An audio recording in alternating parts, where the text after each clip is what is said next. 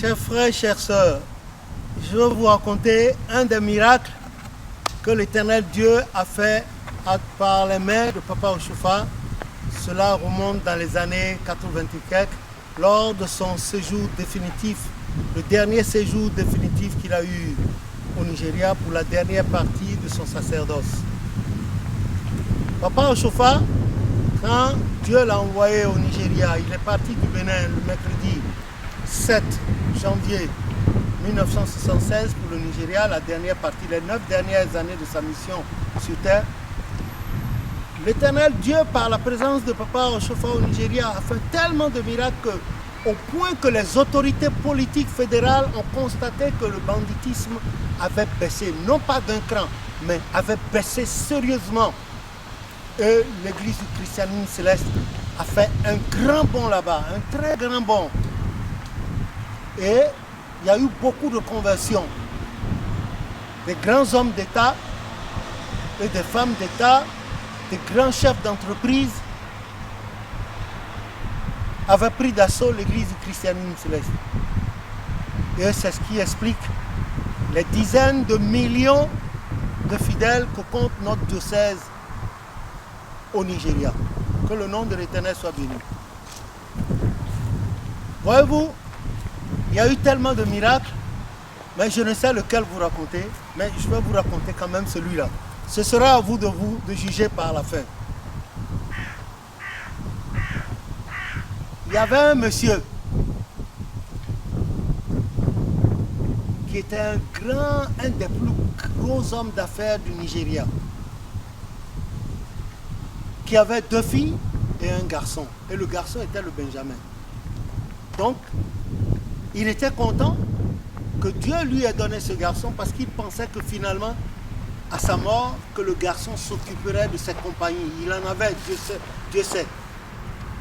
Il en avait tellement, mais malheureusement pour lui, le garçon en naissant était né sourd-muet. Et c'était le drame. Il était né sourd-muet. Donc, comme il avait suffisamment d'argent, il a fait aller le garçon dans les plus grands hôpitaux du monde entier. Mais rien ne fit. On lui a même placé des appareils auditifs. Il ne pouvait rien entendre que lui-même. Mais un beau jeune homme, et au moment où je vous raconte cette histoire, en ce moment où cette histoire se produisait, le jeune homme était âgé de 40 ans, de 40-41 ans. Alors, il paraît que la grande sœur, l'une des 2 grandes sœurs du jeune homme, était allée par hasard, passait dans une rue, elle a vu des gens en soutane blanche devant une paroisse et des gens.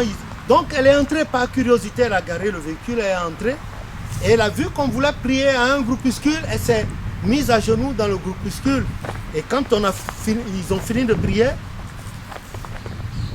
quelqu'un portant le même modèle de soutane comme moi, on les appelle visionnaires, un soutane avec un col aplati carré, 4 côtés, s'est approché de la dame et lui aurait dit en substance ceci: Madame, vous êtes bien, vous venez d'une grande famille, mais dans votre famille, il y a quelque chose qui ne vous donne pas la joie. La femme a dit oui, c'est en effet. Et vous devez avoir un parent en vous qui est sourd-muet. Mais je vois à travers cette personne, ce parent-là, un garçon qui doit être un parent à vous ou bien un frère à vous. Et cela est la tristesse de la famille. La dame a répondu oui.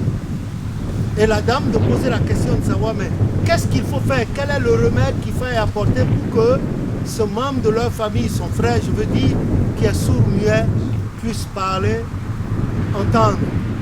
Parce qu'il est l'espoir de leur père. Leur père compte lui laisser ses compagnies quand il sera vieux pour la gestion. Alors, le visionnaire a dit que lui, c'est ce qu'on lui a montré qu'il disait.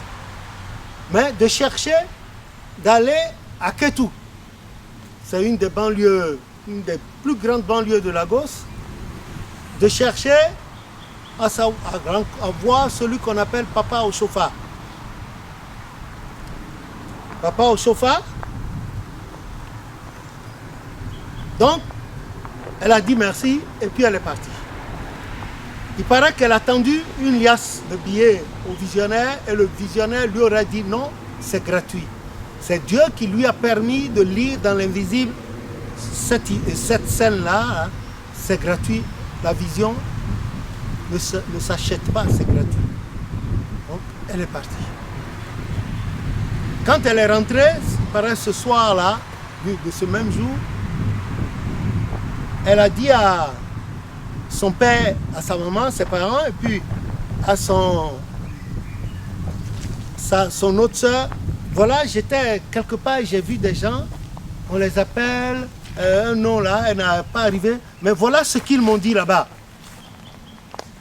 Voilà ce qu'ils m'ont dit. Et quand ils m'ont dit ça, ils m'ont dit d'aller chercher un certain Oshofa dans une région là, une banlieue de Lagos qu'on appelle Ketu. Et que lui, c'est un prophète, que Dieu pouvait faire quelque chose à l'enfant à travers ses mains. Quand le père de la jeune fille a entendu ça, il était content. Il a dit à la fille, donc demain lundi, tu prends assez d'argent, beaucoup d'argent, et tu vas à la recherche de ce Oshofa-là. Il faut aller à sa recherche. Tu vas à la recherche de cet Oshofa-là. Tu vas à sa recherche. Et si l'argent ne suffit pas, tu reviens. Pourvu que ton petit frère puisse parler. Donc, le lendemain, lundi, la dame, elle a sauté dans un des véhicules, de leurs nombreux véhicules. Elle a pris, il paraît, une grosse enveloppe, parce que je n'étais pas là directement le jour même de l'action. Et ce que je vous raconte, je le tiens du bras droit de Papa Oshofa, son chauffeur principal et son chef du personnel, je veux dire, le devancier, le grand devancier,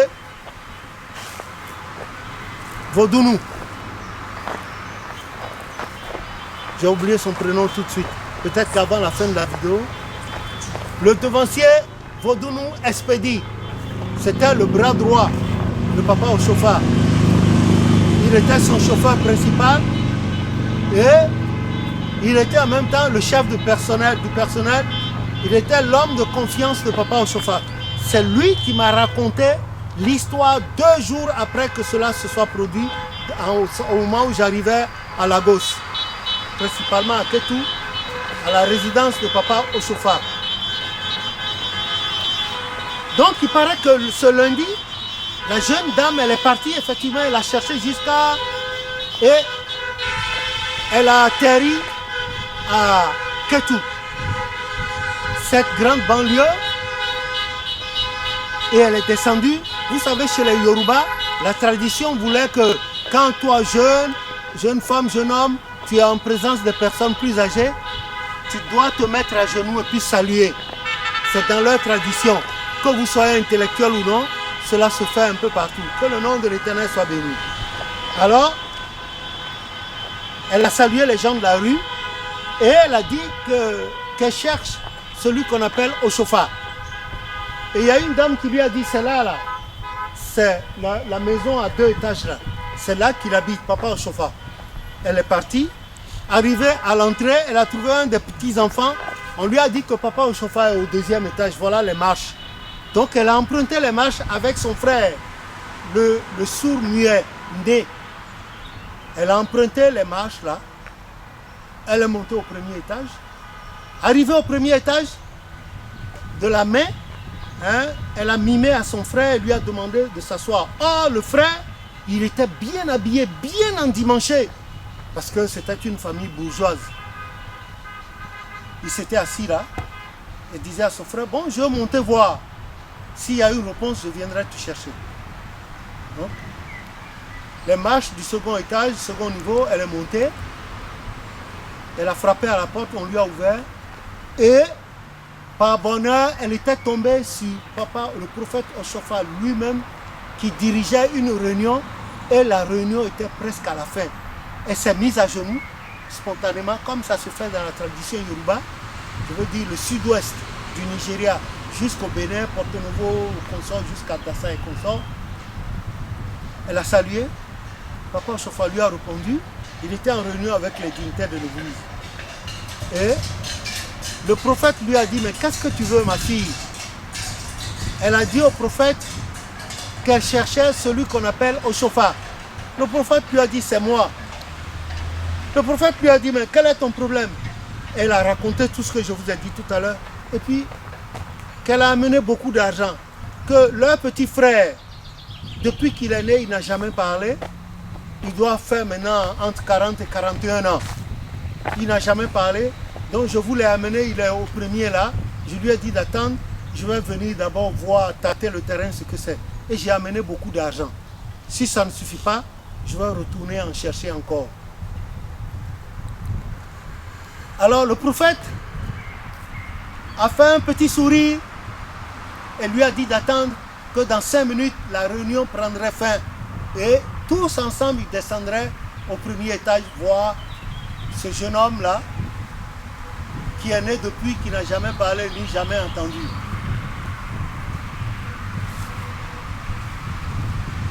Et alors, elle a attendu, la réunion a pris fin, et Papa Oshofa, du haut de ses 2 mètres 04, a pris les devants et les autres dignitaires le suivaient par derrière. Vous savez, quand Papa Oshofa marche, il a une allure princière, hein, une démarche princière. Tout grand qu'il était, il marchait à pas rassuré, mais pas pesamment. Il marchait comme s'il marchait sur des œufs.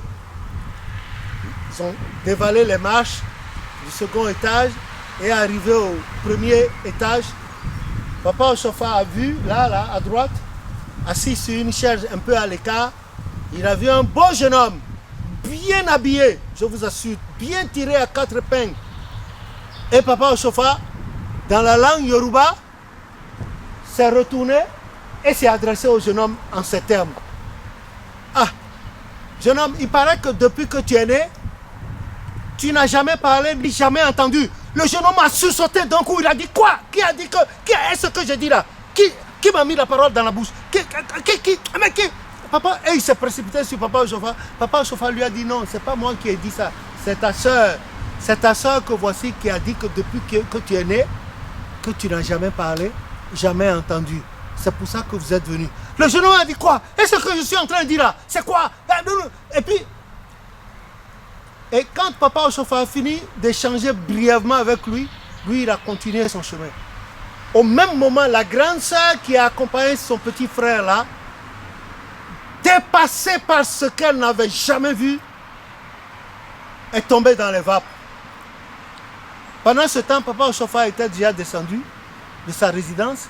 Il a traversé le tronçon de route là pour sa seconde résidence où, en face d'en face, où il reçoit des milliers de personnes par jour. La grande sœur était tombée dans les vapes. Le petit frère qui a recouvré subitement l'ouïe et le langage s'est jeté sur sa soeur, secouait sa soeur, dit « Ah, faut pas mourir, ma soeur !» Il s'était mis à pleurer et comme la soeur ne revenait pas à lui, il a dévalé les marches, il est sorti et il a aperçu la silhouette de papa dans l'immeuble d'en face. Il a traversé le tronçon de rue, il s'est présenté là-bas, il a dit « Papa, papa, dans leur langue, c'est-à-dire, s'il vous plaît, ayez pitié de moi, sauvez ma soeur. Mon papa a beaucoup d'argent, mon papa va vous donner de l'argent, sauvez ma soeur. » Le prophète l'a regardé et filialement, il a éclaté de rire, paternellement, il a éclaté de rire. Il a dit, ta soeur n'est pas morte, va la voir. Et le monsieur a repris le chemin dans le sens inverse. Quand il est arrivé, avant même qu'il n'eût fini les dernières marches du premier étage, il a retrouvé sa soeur, un peu encore sonnée, qui essayait de descendre les unes après les autres les marches du premier. Donc ils sont retournés vers le prophète dans la résidence de la face pour lui dire merci, leur dire merci. Et le prophète leur a dit non, ce n'est pas lui, mais c'est Jésus, son chef, qui a fait cela. C'est à lui que vous devez rendre grâce. Et il les a bénis et ils sont partis. Et toute la localité de Kétou, qui est le quartier général international de l'église au Nigeria a éclaté en joie. Et tout le monde en parle. Tout le monde en parle. Et voilà comment cette histoire est arrivée. Donc, je tenais à vous rapporter cette histoire pour vous dire que effectivement Papa Ochofa ne s'était jamais vu comme l'auteur des différents miracles que Jésus faisait à travers lui. Et il n'avait pris aucun sou, pas même un seul copec avec les gens. Et d'abord à l'occasion des séances de prière suivies de guérisons miraculeuses que Dieu faisait à travers lui, il avait un chant qu'il chantait. Jésus n'a rien pris, Jésus n'a rien pris, il n'a pris d'argent avec personne. C'est dans le livre de chants, j'ai oublié le numéro du cantique. Hein? Jésus n'a rien pris, Jésus n'a rien pris, il n'a pris d'argent avec personne. Jésus n'a rien pris, Jésus n'a rien pris, Jésus n'a rien pris avec personne. Amen. Aujourd'hui là, quand l'Éternel fait de petits miracles par nos mains de grands pécheurs, on pense être au-dessus du Christ, qu'il ait pitié de nous. Savourez ceci fraîchement et on se reverra encore pour d'autres vidéos et pour d'autres miracles et anecdotes. Soyez bénis, soyons bénis et vive l'Église du christianisme céleste. Au nom de Jésus. Amen.